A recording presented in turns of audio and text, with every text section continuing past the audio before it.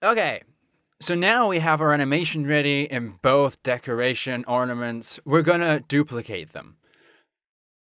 Let's go to the bottom ornament and I'll put it in the bottom part. Press accept. I'll name it bottom ornament number 1. Okay, now let's hit Ctrl D to duplicate. You can also just go to edit, duplicate, but it's quicker to do this way. Let's go to the top ornament. Let's press accept. And we'll name it top ornament number 1. And we'll hit Ctrl D, the same as last time.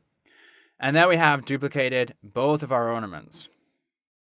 In the bottom ornament number 2, we're going to modify the scale. And we'll take away the option of proportionally contracting it. To modify just this one, what we'll do is put it at minus 100% in our width, and we'll see that it's automatically inverted. And now we actually almost have our animation. I say that a lot, but I mean it. We'll do the same thing with our top ornament.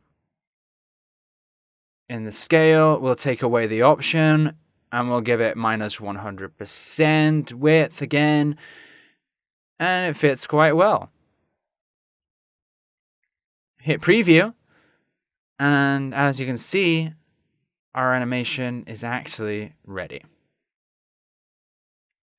It's really simple. It's really easy, and we've been able to do it because it's a composition, and the anchorage point is right in the middle because, it's reverted.